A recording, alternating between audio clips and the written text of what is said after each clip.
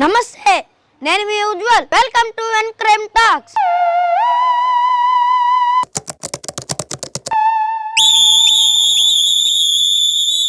ఏమండి, డాక్టర్ని కలవాలా? అయితే 100 కట్టాల్సిందే.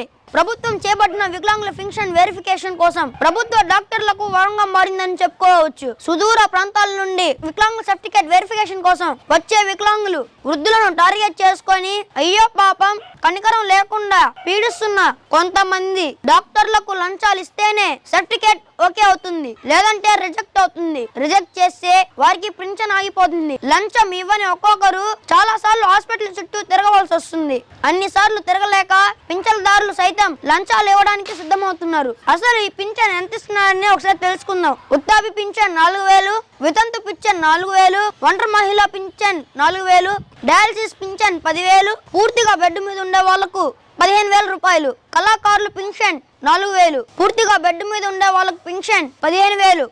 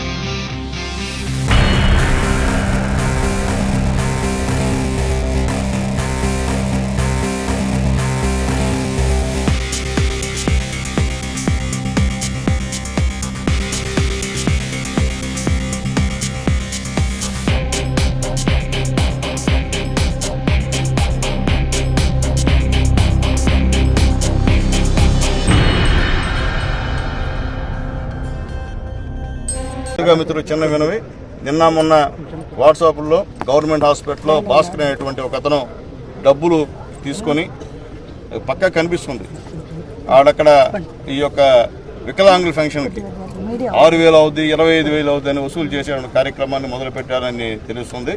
నేను ఉదయాన్నే ఇన్ఛార్జ్ సూపరింటెండెంట్ గారితో మాట్లాడా, కేసీమని చెప్పా. అసలు ఇప్పుడు ఎన్ని రోజులు ఉద్యోగస్తులు, నేను ఇంకా ఉద్యోగస్తుడు కాదు. ఉద్యోగుడు కానప్పుడు అతను ఆడు కూర్చొని రాస్తా ఉంటే అధిక వీళ్ళు మెడికల్ డిపార్ట్మెంట్ ఎందుకు గమ్మడం నాకు అర్థం కావట్లే. అంటే అర్థమైంది, మీరు కూడా అంత కుమ్మక్కైపోయారా? అవన్నీ కూడా తేల్తాయి. ఇది మంచి పద్ధతి కాదు. పేదవాడి దగ్గర అట్లా వ్యవహారం చేస్తే ఇప్పుడు నిజమైనటువంటి వికలాంగులకి పెన్షన్ అయ్యే ఉద్దేశంతో చంద్రబాబు నాయుడు గారు ఈరోజు వెరిఫికేషన్ పెడితే మీరు మళ్ళా అది రిపీట్ చేస్తూ అధికారులకి డబ్బులు ఇచ్చేసి బ్రోకర్ల ద్వారా ఈ పని చేయడం మంచి పద్ధతి కాదని చెప్పి నేను తెలియజేస్తూ, దానికి ఆ భాస్కర్ అనే అతనితో డైరెక్ట్గా ఇండైరెక్ట్గా ఏ ఉద్యోగస్తుల సంబంధం ఉందో వాళ్ళందరిపైన పైకి ఫిర్యాదు చేస్తానని చెప్పి మళ్ళీ తెలియజేస్తున్నాం. ఇది ఈ రోజు టాపిక్. మరో టాపిక్ తో మళ్ళా కలుద్దాం. Thank you for watching. Please subscribe.